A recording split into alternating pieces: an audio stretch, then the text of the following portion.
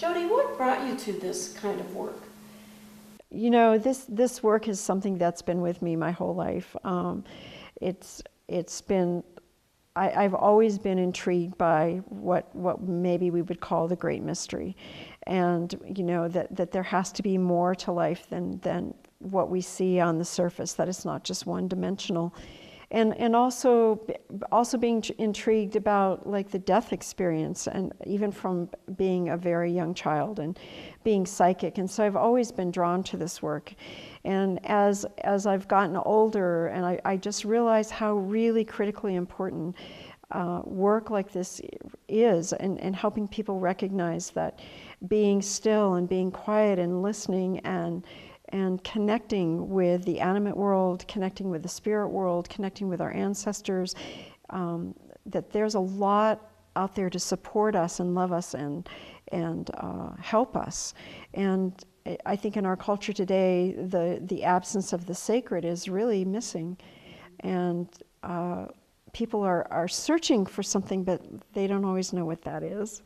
And I do think it's that they're searching for the sacred. They're searching for the sacred thread, because you can only buy so many clothes and so many cars and have so much in your bank account, and there's still a hollowness and an emptiness. And I really do believe it's that sacredness that goes back to our own indigenous being, because at one point we were all indigenous. And so I think it's about returning to that sense of who we are when we don't have all the materialistic trappings. And so I'm really committed to that work, to this work, for that reason, because I even see young people who never set foot outside, or don't go camping, or have no interaction with the natural world, because they're stuck in cities and offices and buses, and that has to, in some ways, be pretty hollow. And I think we fill that with television and